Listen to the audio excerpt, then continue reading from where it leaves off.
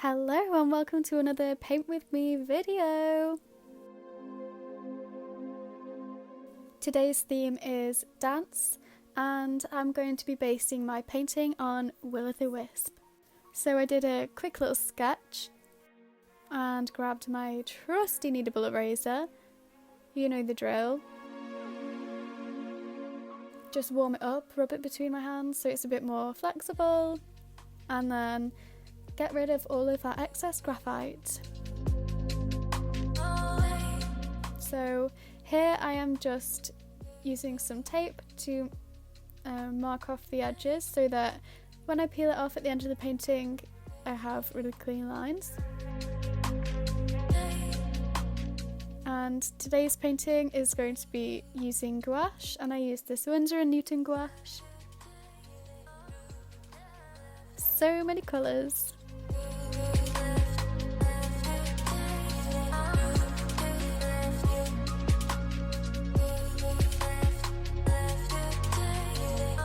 So now I think is the perfect time to dive into the painting and the meaning behind it. Will-o'-the-Wisp is very popular in European and British folklore, but it's also popular all around the world, and it's referred to as many names such as jack-o'-lantern, friar's lantern, pixie light, even hinky punk I found. And they are little atmospheric ghostly lights which often resemble a blue flame. And they are seen by travellers at night hovering over bogs, swamps and marshes. So you might think that seeing a light in such a dark and spooky place would be a good thing. But don't be fooled, because these are not friendly creatures. They're actually pretty dangerous. So what they do is they lure the travellers to follow them and go towards the light. They lead them off the beaten track onto the dangerous terrain, so into the marshes, bogs and swamps.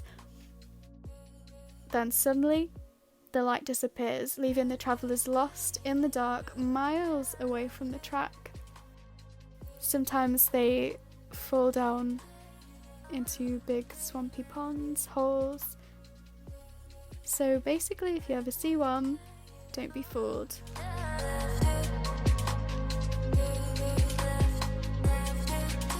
I tried to use quite watery, loose layers here to capture the fact that it is a marsh, and so that it would mimic some of the effects of the water, like when the paints run into each other, it would look pretty natural. And it was so satisfying to watch the paints merge together.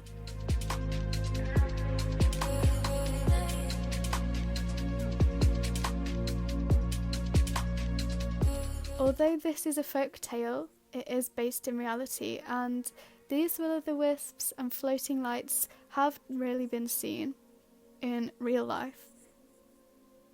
So scientists have studied them and tried to figure out what can possibly be causing them. Is it really an evil spirit guiding travellers astray, or is there an explanation? So scientists have come up with a couple of solutions or explanations. The first is that in the marshy areas, fungus and algae can grow, and there is a special type which is bioluminescent, just like fireflies or anglerfish. This means that a chemical process occurs in the algae which causes them to produce light. Another explanation is a mixture of gas. The plants often sink in the water before they can decompose, and when they're underwater they produce gases as they decompose, and they react with the water and all of the things in the water. So they produce things like methane, which is highly flammable, and phosphenes, which can spontaneously combust when they come into contact with air.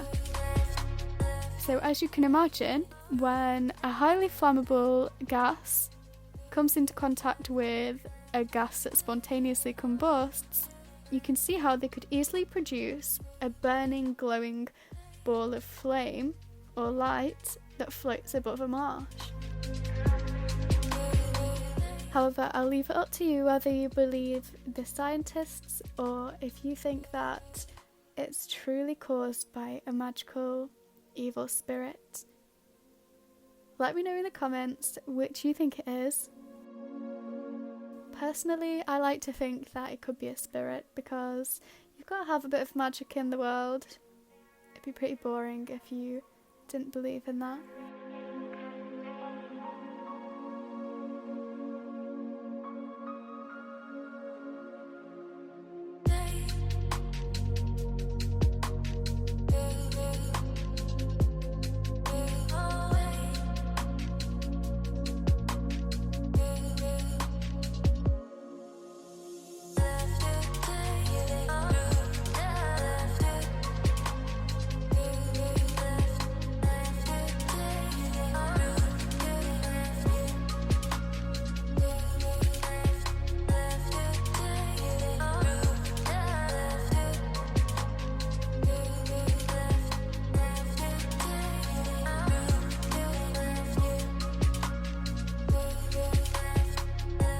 There I just added a bit too much water and the paint spilled all across the image, but I just got a dry paintbrush and dabbed it on and it just soaked up all of the water to stop it from spoiling my painting.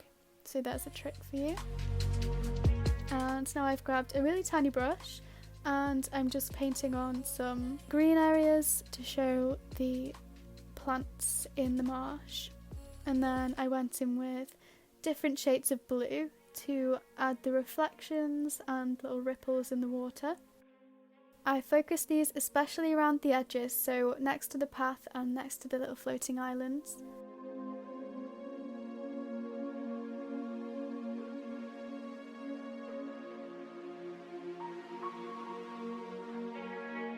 And here are the glowing will-o'-the-wisps.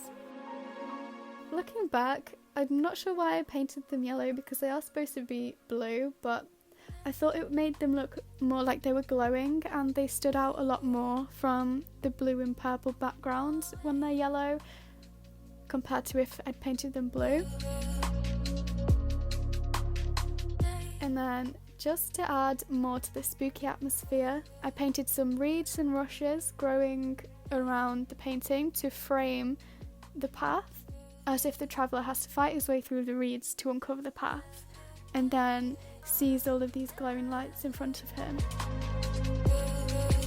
But I'm not sure if I prefer this painting with or without the reeds, so what do you think? Should I have left them on, or maybe just left the painting without them?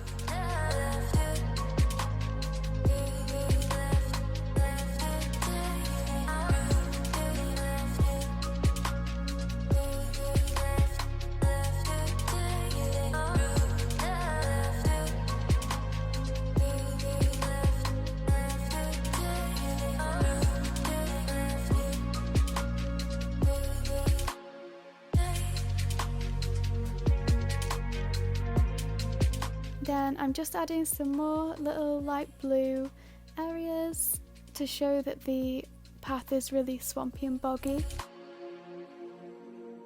And now I'm painting the frame.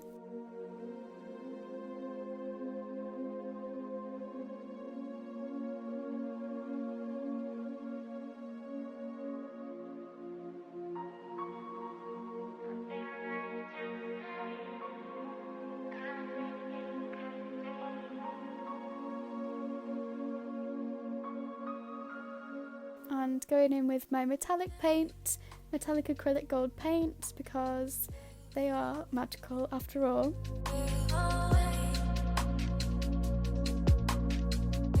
So this is actually my final Folktale week painting.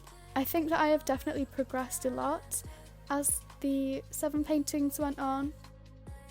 Painting every day for a week is pretty intense, trying to fit in a different painting each day, but I completed it and I'm glad that I did it because now I have 7 more paintings in my portfolio.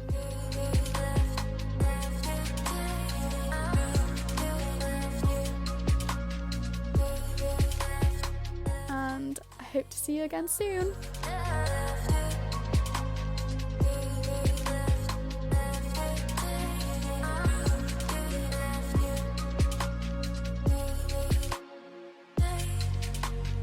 So here's the final piece, and thank you so much for watching.